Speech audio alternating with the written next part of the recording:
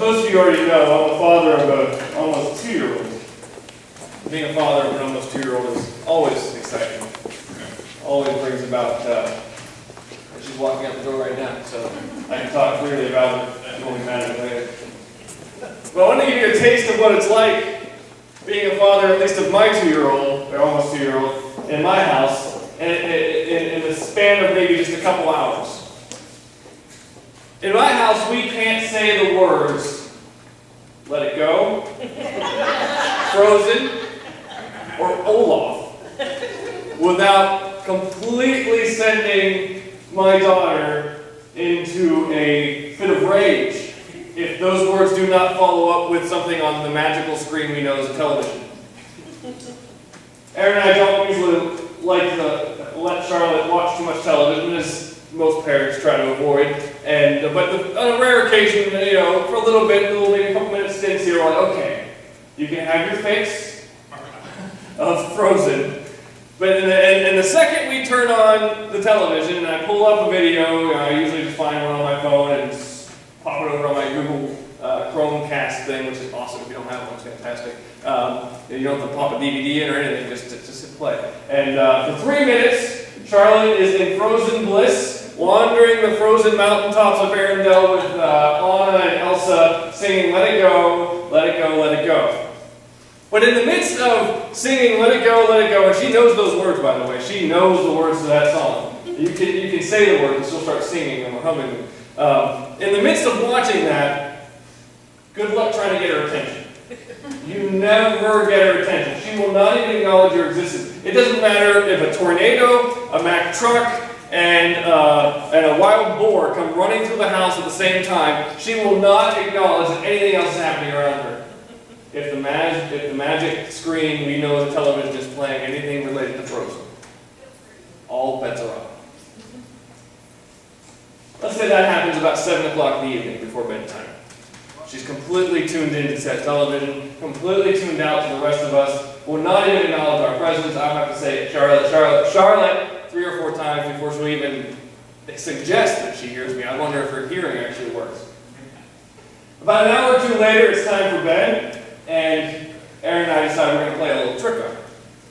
We get her ready for bed, we get her her PJs, she's all set to go, everything's ready to go. And we pop her, instead of putting her in her crib or in her bed, we put her on her chair.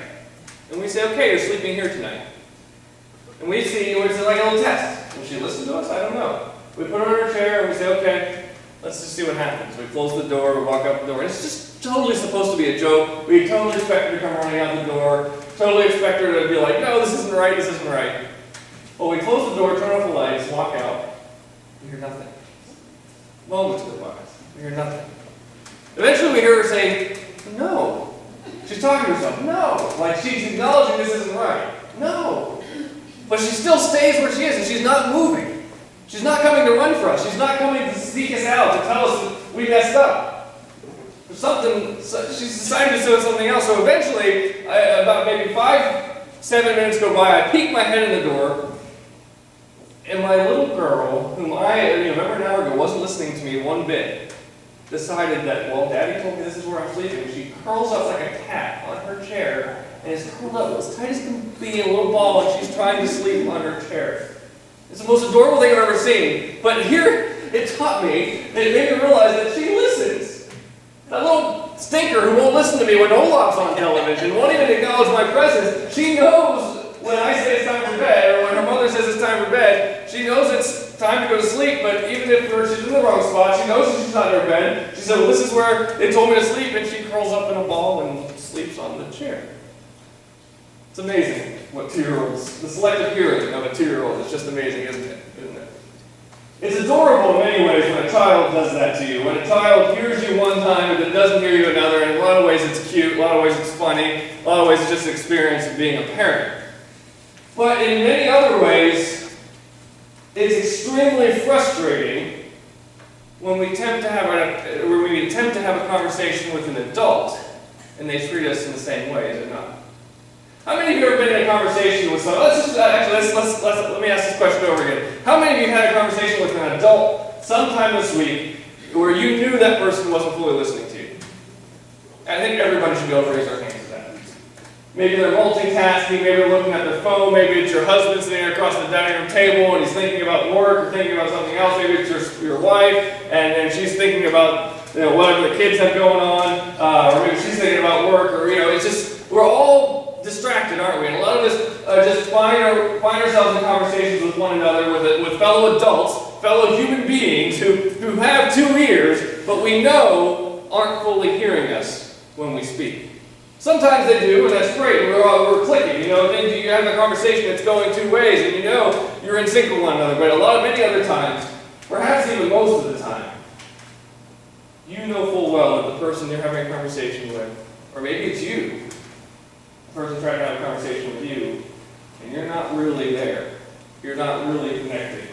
You're not really hearing them. I ran a little experiment this past week.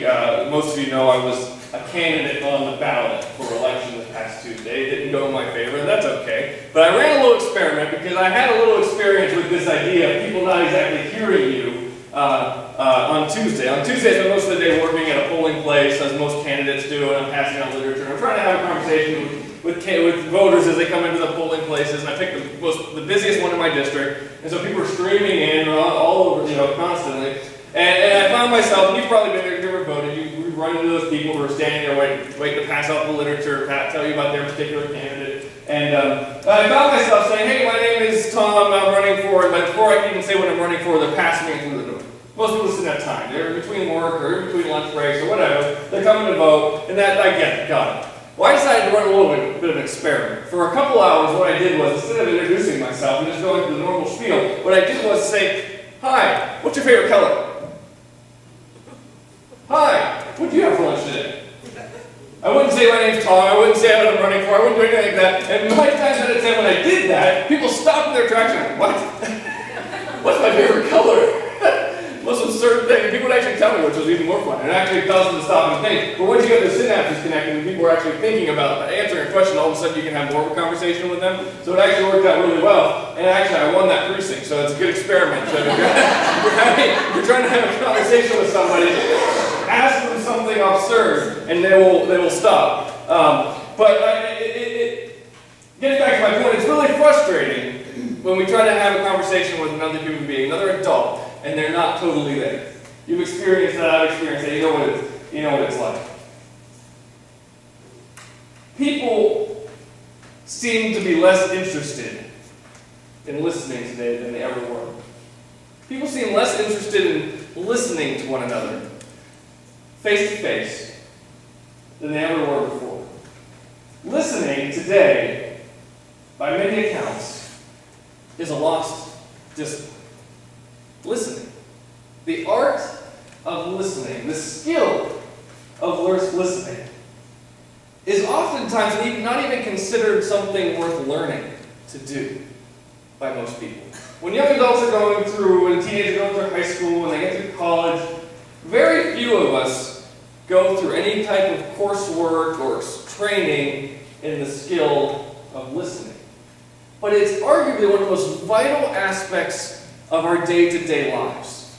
It's one of the most vital aspects of our day-to-day lives. It's one of the most key components of having a healthy relationship with people and being a healthy person in your entire, as a whole.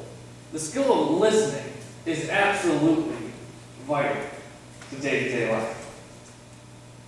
If we want to make a difference in our world, if we want to see God's kingdom expand, if we want to have healthy relationships with our neighbors, if we want to have healthy relationships with our family and our friends, we will begin to think of listening as an essential skill worth learning.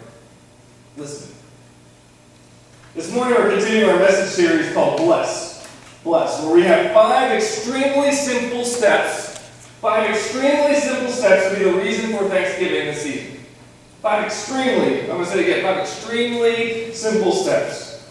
In this series, we're exploring practical ways, nuts and bolts kind of ways, in which we can live up to God's calling in our lives to literally love our literal neighbors as ourselves. Remember last week we talked about how Jesus said to his disciples and to those whom he was teaching that the 2 most important commandments in all of Scripture, the 2 most biggest expectations God God has for us as His followers is that we love God and we love our neighbors as ourselves. And we talked last week about how we kind of get the whole idea of loving God. We understand that. That makes sense. We're here to worship Him. We love Him. We serve Him throughout the week. We get that idea. But we get a lot of confusion when it comes to loving our neighbors. We ask, who is our neighbor?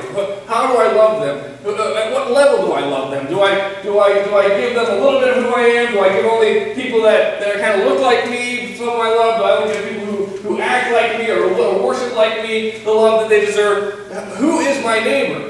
And I argued last week that we could completely change our neighborhood, we could completely radically change our entire city if we took Jesus' words literal by literally loving our literal neighbor more than we love ourselves. If we look at the people who live to the left and the right and front and behind us, the people who live a stone's throw from our homes, people we couldn't even remember their first names, most of us, if we actually looked at them as people that God has duly ordained us to love wholeheartedly, as Jesus would love them Himself when He was here right now, right here, right now, we can completely change the dynamic of our neighborhood.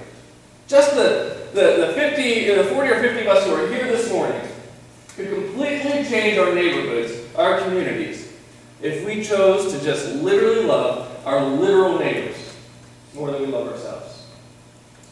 And last week we discussed how the first step in doing that is to begin with prayer. We have that in our outline. And did you get a card this morning, a little blessed card? You should have it in your bulletin. On the back is the word B-L-E-S-S. And that serves as the outline of where we're going through the rest of the series. Begin with prayer is where we have to begin if we're going to love our neighbors more than ourselves. And the reason we begin with prayer is because it takes prayer to change things. Prayer literally changes things. It changes the dynamic of our relationships with others. It changes their hearts. It changes everything. It changes everything. So we have to begin with prayer. The second step of effectively loving our neighbors as ourselves and changing the entire scope of our neighborhood in an extremely easy way is to learn to listen. Learn to listen. I want to read from Luke chapter 24. It's a famous story that Luke tells about Jesus shortly after His resurrection. Luke chapter 24, starting in verse 13. This is what Luke has to say. He says, that same day, this is the day of Jesus' resurrection, two of Jesus' followers were walking by the village of Emmaus. Walking to the village of Emmaus, 7 miles from Jerusalem. As they walked along, they were talking about everything that had happened. And as they talked and discussed these things, Jesus Himself suddenly came and began walking with them. But God kept them from recognizing Him. He asked them, what are you discussing so intently as you walk along? They stopped short, sadness written across their faces. Then one of them, Cleopas, replied, you must be the only person in Jerusalem who hasn't heard about all the things that have happened there the last few days. Jesus asked, what things? The things that happened to Jesus. The man from Nazareth, they said.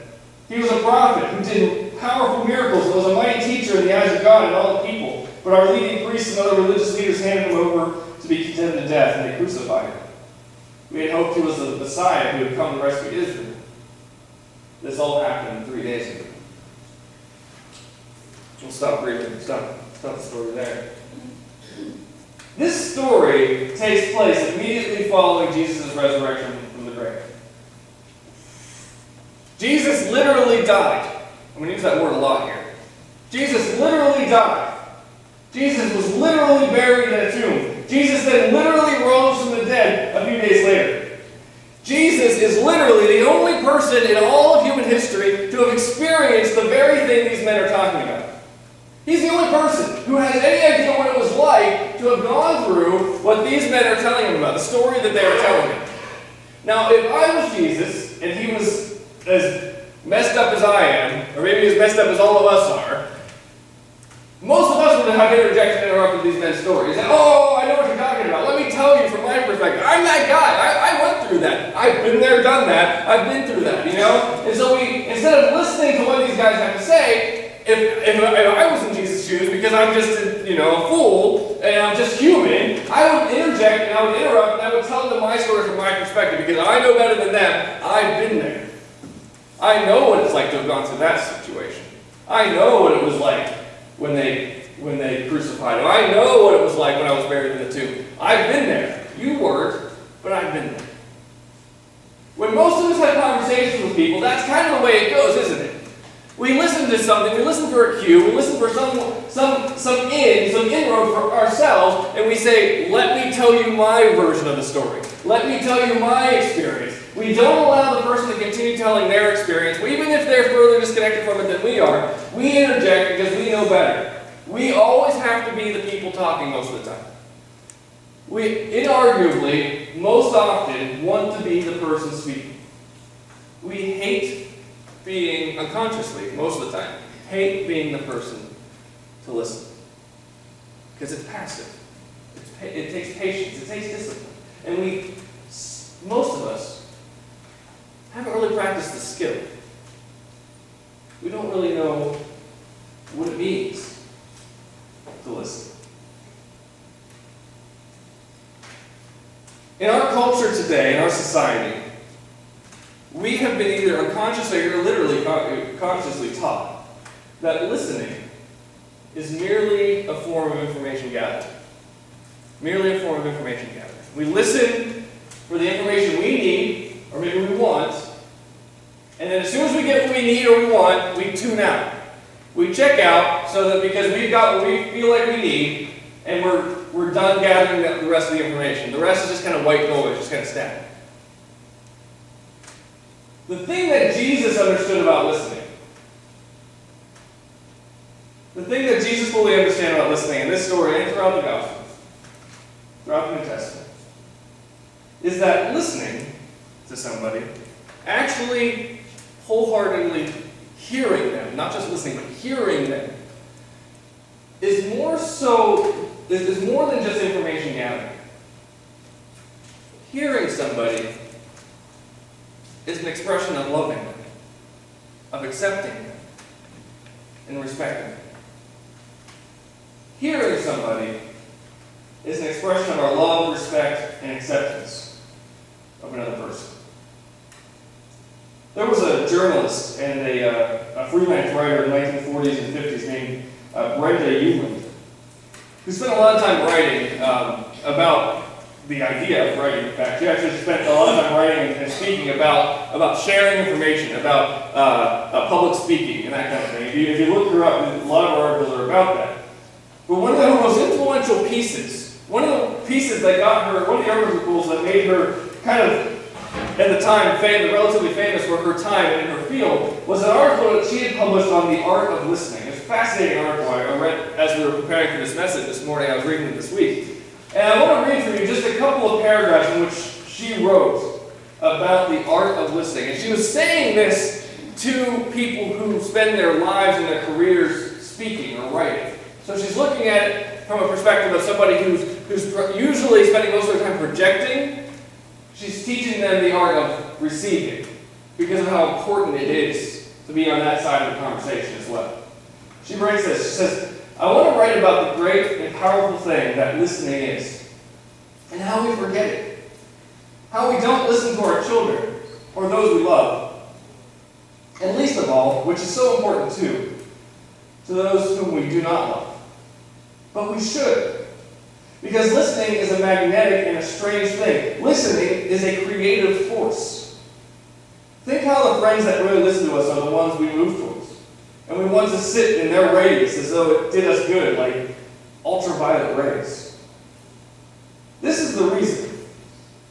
When we are listened to, it creates us. It makes us unfold and expand. Ideas actually begin to grow within us and come to life. You know how if a person laughs at your jokes, you become funnier and funnier, and if someone does not, every tiny little joke in your mind weakens up and dies. Well, that is the principle of it. It makes people happy and free when they are listened to. And if you are a listener, it is the secret of having a good time in society because everybody around you becomes lively and interested. Who are the people, for example, to whom you go for advice? Not to the hard, practical ones who can tell you exactly what to do, but to the listeners. That is, you go to the kindest, least censorious, least bossy people you know. It is because by pouring out your problem to them, you then know what to do about it yourself. Listening is the most flattering expression of love we can offer somebody any given moment of any given day. Just listening. Do you know one of the most powerful ways that we know God loves us? Because He listens to us. We see the story in Luke already. We see the story of Jesus listening to the man walking on the road to Emmaus, and that's fine, that's good. But how many of us have actually had the resurrected Lord walking alongside the road with us? There's other stories throughout the Bible in which God listens to His people, and more so, listening to them, He hears them in such a way that it actually changes Him. And I know that's going to kind of shock us based on our theology of God's sovereignty and His foreknowledge and all that kind of stuff. But there are literally stories in Scripture in which God is literally changed by hearing His people speak. One of those stories is found in Exodus chapter 32. It's a famous story, in which God is extremely upset with the people of Israel. Just to give you some context, God has just rescued the people of Israel out of Egypt. He has led them miraculously out of slavery. He has proven Himself time and time again that He is with them. He is among them. He is real. He is an undeniable presence. He has helped them get out of centuries worth of slavery. He has performed mighty miracles through the plagues and the parting of the Red Sea and all these different things that He has done, leading the Israelites to this point in which Moses goes to this private conference with God on the mountainside so that he can get the Ten Commandments from Him and give them to the people of Israel. We know this story. It's kind of the context of it. Well, in the midst of that situation, after all that God has done already for the people of Israel, Israel instructs Aaron, the people of Israel, asks the prophet Aaron to craft for them a golden calf so they can worship the calf because God's just been gone for too long with Moses. Moses and God had been gone for who knows how long. They've clearly abandoned the people of Israel. So now it's time for a new God for them to worship. And this is what happens in Exodus chapter 32, beginning in verse 9. The Lord said, I have seen how stubborn and rebellious these people are. Now leave me alone so my fierce anger can blaze against them, and I will destroy them. Then I will make you, Moses, into a great nation. But Moses tried to pacify the Lord his God. Oh Lord, he said, why are you so angry with your own people with whom you brought from the land of Egypt with such great power and such a strong hand? Why let the Egyptians say their God rescued them with the evil intention of slaughtering them in the mountains and wiping them off the face of the earth? Turn away from your fierce anger. Change your mind about this terrible disaster you threatened against your people. Remember your servants Abraham and Isaac and Jacob. You bound yourself in an oath to them, saying, I will make your descendants as numerous as the stars of heaven, and I will give them all this land that I have promised to your descendants, and they will possess it forever. So the Lord changed His mind about the terrible disaster He had threatened to bring on His people. God loved His servant Moses so much so that He hears him, He listens to him, and it literally affects His plans that He was considering for the fate of Israel. And I know that's an odd story, it's an obscure one, but I find it so compelling about the nature of God because we know when we hear people, when people hear us, when we felt listened to, we know that feeling of acceptance and love. And so I can hardly believe that God, who is the author of love, God who is the creator of all good things, God who put love, the nature of love within us Himself, does not experience the exact same thing. When God hears us, it changes things. How much more so can we change things if we hear our neighbors? If we literally hear, our literal neighbors. Another great account of God listening comes from one of my favorite stories in the New Testament. The story from John chapter 2. John chapter 2, we find Jesus going to a wedding in the city of Cana. And in this story, Mary, the mother of Jesus, approaches her son and says, Jesus, something's wrong. This celebration, which in the first century Palestine, a wedding wasn't just kind of the gathering of families. It was an entire community event. It was this huge ordeal. And so Jesus' mother comes to him and says, the hosts have run out of wine. They're out of wine. And to us that might seem kind of obscure and kind of just, oh well, that kind of stinks. No more alcohol for the party, kind of a bummer. But in the first century, this was a huge, absolutely gigantic embarrassment for the family. This is an enormous social faux pas that would have been a huge embarrassment to them if they ran out of wine. And so Jesus finds himself in the midst of this situation in which his mom wants him to fix the situation. And I don't know if they're friends or if they're just community members or whatever, but Mary's going to Jesus and saying, you got to fix this. They're going to be so embarrassed.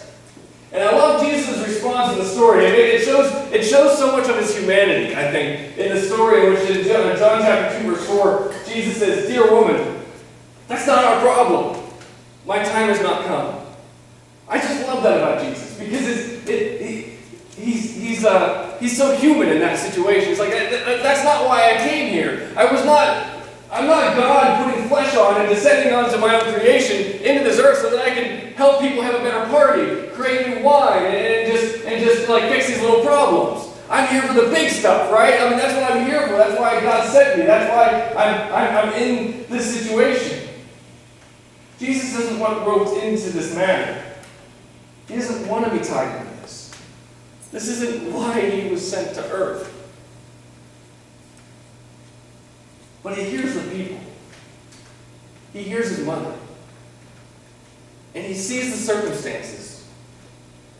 And in this particular circumstance, he hears an answer to an all-important question that we need to be listening to as well when we're having a conversation with our neighbors and we're actively listening to them.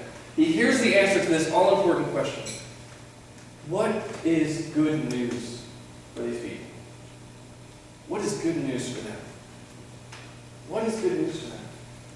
Jesus knows that these people are dying in their sins. Jesus knows that these people are lost, that they're obeying a law that cannot save them. Jesus knows that they need a Savior, they need a Messiah. But that's not what their mind is on right now. In this particular circumstance, this family, this community is run out of wine, and this is a huge embarrassment. And so in this particular moment, the answer to what is good news for these people is they just need more wine. They just need wine. And so Jesus, as we know the story, pretty famously, takes some water and some jugs, and it becomes miraculously the best tasting wine that the family and the wedding guests have ever tasted in their entire lives. He saves the day. It's a miraculous event. And then John beautifully captures the conclusion of this circumstance in verse 11, where he says, this miraculous sign at Cana in Galilee was the first time Jesus revealed his glory, and his disciples believed it. Because he made some wine, his disciples believed it. There was a need. Jesus helped meet that need. As minute as it may have been, as obscure as it may have been, Jesus met the need, he found the need, he met the need. And as a result, people believed in him. They experienced his kingdom. When we listen to our neighbors, they're not going to come to us and tell us, I need a God who will just save me from my sins. They're not literally going to say that most of the time. That's not how people interact. But someone may come to you and say, maybe after you've gotten to know them a little while, I'm really having trouble paying my bills. I can't feed my family this month. The electricity might get turned on. My job is uncertain, or maybe I'm still looking for work and the unemployment's running out. My car is about to go kaput. It's on its last leg. My family is in shambles. Our relationship is broken. I've got so much stress and tension in my life, I just need somebody to talk to. I just need a Christmas gift to give my child this Christmas. I just want a turkey for Thanksgiving. People are not going to come to you and say, I want to go to your church. I want to know about your God. I want to be saved from my sins. They're most likely not going to say that. Because they're not church-going people for a reason. If they were church-going people, they might say that. If they were thinking about church, that might come up. But people are thinking about the real-life situations in their lives, and you're going to hear them express their needs, but either verbally or non-verbally. And if we begin this conversation with our neighbors, if we begin looking to them as the people God has invited us to love, if we begin looking at them as the people that God wants us to love intentionally, and we begin praying for them, God is going to soften our hearts to the things that they may not even say verbally. But He'll help us hear what their needs are.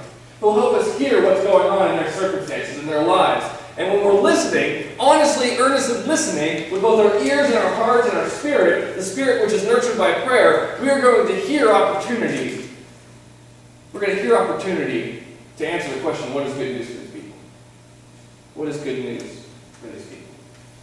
And it may seem something small, it may seem minute, it may seem rather huge. I don't know what the circumstances may be, but we can find ways to meet those needs simply by listening to them and responding to that need. And they will experience, as a result of what we heard, a taste of the kingdom of God. Yes, last week when we began this message series, we said that we have to begin with prayer. And I encourage you, if you haven't been doing so already, to get on that boat, to begin practicing that discipline of praying for your neighbors, praying for the people who literally live around you, or maybe it's the people you work around. The people who work in the cubicles next to you, or work in the factory next to you, or work in the hospital next to you, or wherever it is, maybe you're a classmate, you go to school with them. Begin praying for them earnestly. The second super simple, extremely easy step to loving your neighbors and sharing God's grace with them is just to learn to listen to them. Don't speak. Don't come prepared with your 12 points of salvation or your little steps to meeting Jesus. Just interact with them with a heart to listen. Just listen. Because when you listen to them, they will feel loved. When you listen to them, they will feel accepted and respected by you. And when you listen, you will hear the answer to the question, what is good news for these people? What is good news for these people? So that is your challenge this week. If you don't have one of these cards, you have one now. If you didn't bring it with you, you have one with you. Write down the people whom you are praying for on this card. Write their names down, just their first names, and put it on your refrigerator, or put it in your bag with you when you go to work, or whatever it is you need to do. Put it near you throughout this week. And on the back, you should be thinking about those two ideas. Praying for them and listening to them. That'll keep you busy all week, and it will change things. It will change your relationships. And God will move through it if you just do those two things. Having said all that, let's close up with a word.